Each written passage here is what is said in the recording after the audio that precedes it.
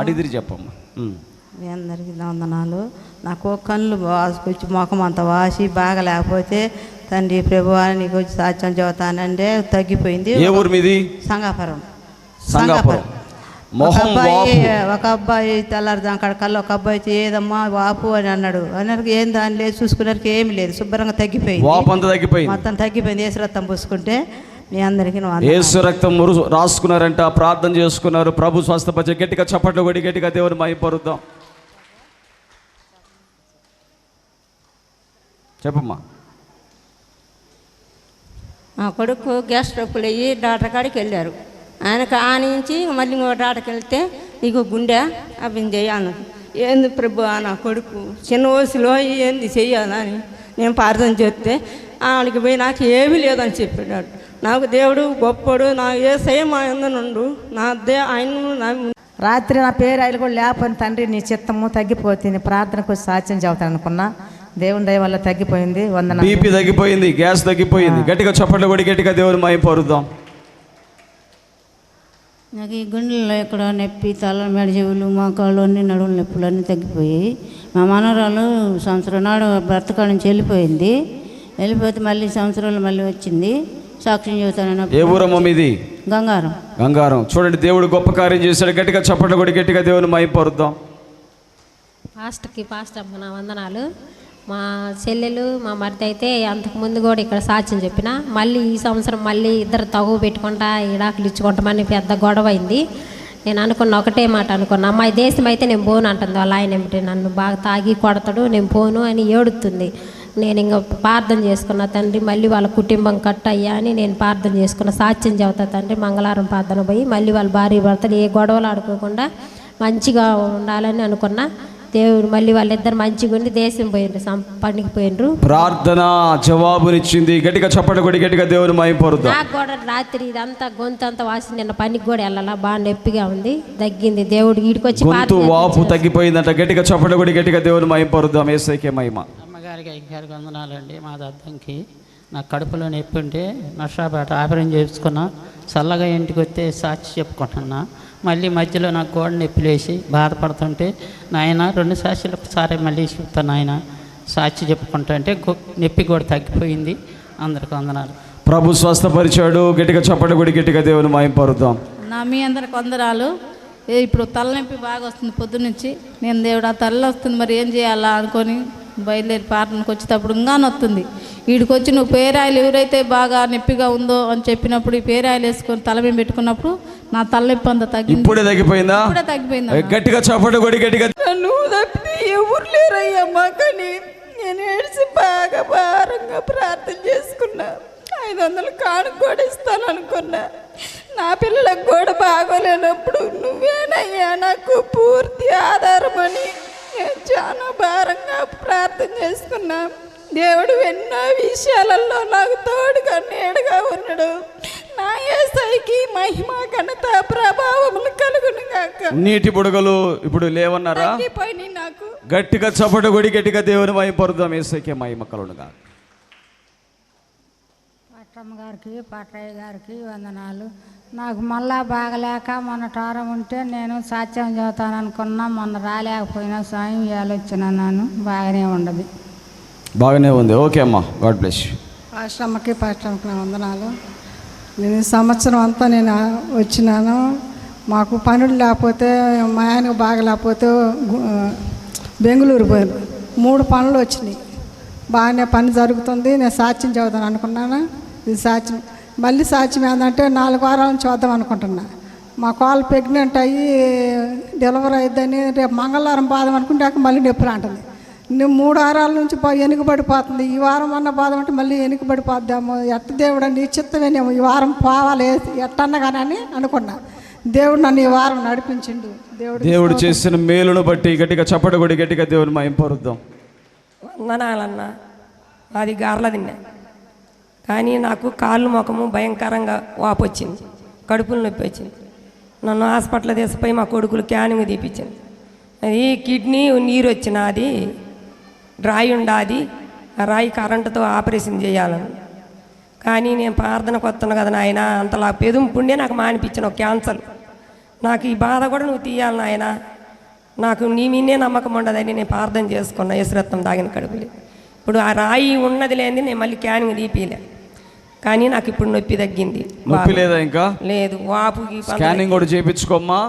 దేవుడు అద్భుతమైన సాక్ష్యం ఇచ్చునుగా. గట్టిగా చప్పట కూడా గట్టిగా దేవుడు మహిమపరుద్దాం. అయ్యగారికి వందనాలు. మాది ఎత్తి ప్రసంద్రపురం. నాకు గ్యాస్ ట్రబుల్ వచ్చి ఫుల్గా గుండెల్లో నొప్పి వచ్చి అన్నం కూడా తినలేక అల్లాడిపోయినా. నేను ఈ మంగళవారం పాత్రకు వచ్చిన తర్వాత నాకు గ్యాస్ ట్రబుల్ తగ్గిపోతే నేను సాక్ష్యం చెప్పుకుంటానన్నా, తగ్గిపోయింది సాక్ష్యం. గ్యాస్ ట్రబుల్ తగ్గిపోయింది. గట్టిగా చప్పట కూడా గట్టిగా యేసు నామానికే మహిమ కలుగునుగా. అందరికీ వందనాలు. ఆశ్రమానికి వందనాలు. అన్నిలో నుంచి నేను సువార్త యేసు రక్తం ఎత్తుకెళ్ళాను. పనికి వెళ్ళినప్పుడు ఆమెకు పిడుసులు కనపడేవి. ఆమె దేవుని నమ్ముకోమని ప్రార్థన చేసేదాన్ని. మీ దేవుడు గొప్పవాడా అనేది. అయినప్పుడు కూడా పానం అక్కడ డాక్టర్లు కూడా ఉండరు. అయినప్పుడు కూడా నేను ప్రార్థన చేసి పేరాలు పూసుకుని తగ్గిపోయింది. ఇంకో సాక్షి తగ్గిపోయింది.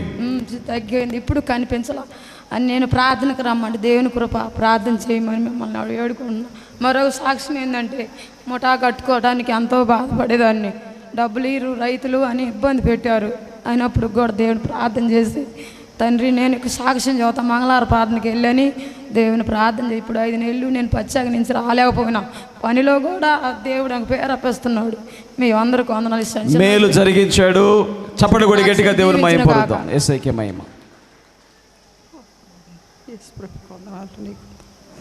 మరి మా ఆయనకి 20 సంవత్సరాల నాడు కిడ్నీలు పోయినాయి. ఒళ్ళంతా వాసుకొచ్చింది. మనిషి ఇంకా బతకడన్న తీరులో ఉంటే హాస్పిటల్ వెళ్ళా. హాస్పిటల్లో పోయినా కానీ చేర్చుకోవాల. ఇంకా 4 రోజులకు 5 రోజులకు చచ్చిపోతాడమ్మా అన్నారు. కానీ ఇంక ఎట్ట చేసేనా దేవుడా, నువ్వే ఉన్నవయ్యా నాకు, నువ్వే నా భర్తను బతికియమని చెప్పి ఏడుకున్నా దేవుణ్ణి. మరి 20 సంవత్సరాల నాడు చచ్చిపోతానన్న ఆయన నిన్న పొద్దున్న నుంచి 2 రెక్కల సంది నొప్పి, బాగా నొప్పి అయితే మా అమ్మాయి పాస్టర్ అన్నయ్య ఫోన్ చేసింది. అన్నయ్య మా అమ్మ ప్రార్థన చెయ్యనని చేసేటప్పుడు 2 రెక్కల సంది గుండెల్లో వస్తుంటే ప్రార్థన చేశాడు. అన్న ప్రార్థన చేయగానే తగ్గిపోయింది బాగా. దేవుడు స్వస్థపరిచాడు. గట్టిగా చప్పట్లు కూడా గట్టిగా దేవుని మహిమపరుద్దాం. నాది బడ్లమూడి. నా పేరు సరోజిని. నా 3 పిల్లల పుట్టినాక నా భర్త వదిలేసినాక నేను దేవుని నమ్ముకున్నాను.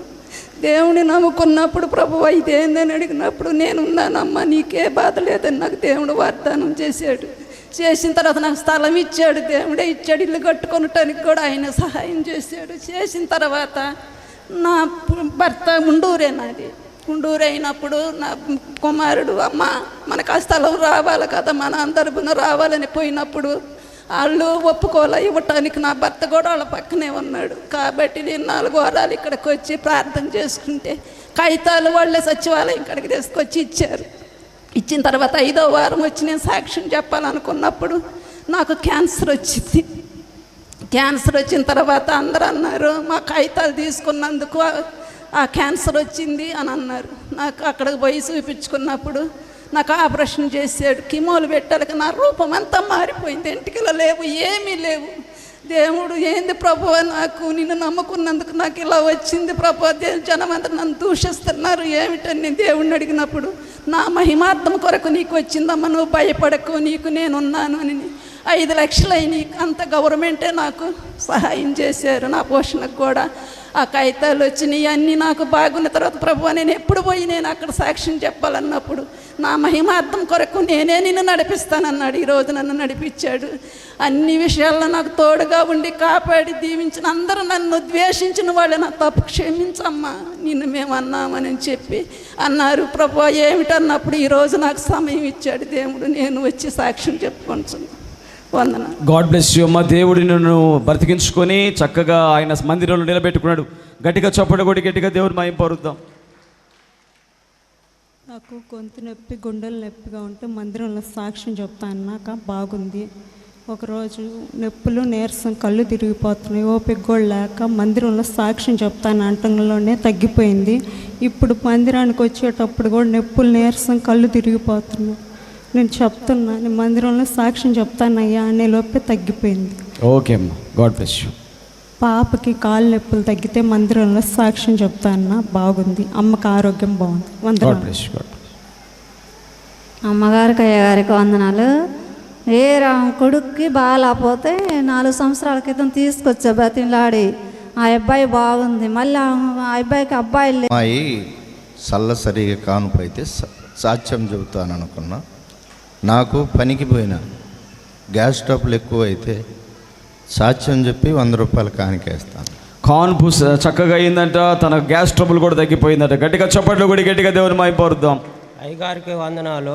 నా భార్య నా మీద గొడవ పెట్టుకొని అలిగి వెళ్ళిపోయింది. తిరిగి వస్తే సాక్ష్యం చెప్తాను అనుకున్నాను, వచ్చింది. ప్రార్థనకు జవాబిచ్చాడు దేవుడు, తన భార్యను తీసుకొచ్చాడు. గట్టిగా చప్పట్లు కొట్టాడు గట్టిగా. హల్లెలూయా. నా ఈ పనిలో ఏమో ఇది నెంబర్ 1గా ఏ పని పట్టుకున్నా ఏసయ్యా అని అనుకుంటా అన్ని పనుల్లో కుటుంబంలో అబ్బాయికి మొన్న నిశ్చితార్థమైంది. పెళ్ళి కూడా బాగా జరగాలి రేపు 21వ తారీఖు. ఏ పని అయినా బాగా ఉన్నతి లేకుండా నా పని ఇక్కడికి వచ్చినా ఏ పని అయినా లైన్గా అవుతుంది, ఏమి ఇబ్బంది లేకుండా. ఏసయ్యా నా అందున్నాడు. ప్రతి ఉదయం పొద్దున్నే లేచి మోకాళ్ళ మీద ప్రార్థన చేసుకుంటాను నిద్ర మంచం లేవగానే. ఇక ఏ పని అన్నా చేయము ఏ ఇబ్బంది లేకుండా. ఏసయ్యా నాకు లక్షణంగా నా అందున్నాడు. God bless you. Praise Lord. నా పేరు నిహేమియా, చెన్నై నుంచి వస్తున్నా ప్రార్థనకి. కుడికాలు అక్కడ రోడ్లో తీసేసి ఏంటో చూడకుండా తొక్కేసి ఇక్కడ ఈ కాలు మొత్తం వాసిపోయింది ఇక్కడ. కానీ అన్నయ్య కాడికి వచ్చి ఫోన్ చేసి ప్రార్థన చేయించుకున్నా. ఒక 3 వారాలు తగ్గితే ప్రభు నేను మందిరంలో సాక్ష్యం చెబుతాను అనుకున్నా. సాక్ష్యం చెప్పిన తగ్గింది. ఇంకోటి ఏంటంటే హాస్పిటల్కి వెళ్తున్నా, చూయించుకుంటున్నా, మాత్రలు మింగుతున్నా, ఇంజక్షన్ చేయించుకుంటున్నా కానీ తగ్గట్లా, ఇంకా వాపు ఎక్కువ అయిపోతుంది. తండ్రి తగ్గితే నీ మందిరంలో నేను సాక్ష్యం చెబుతాను అనుకున్న తగ్గిపోయింది ఇప్పుడు. అందుకనే ఈ మందిరం సాక్ష్యం చెబుతాను. ప్రభువు స్వస్థపరిచాడు. గట్టిగా చప్పట్లు కొట్టి గట్టిగా గట్టి కొట్టాలా.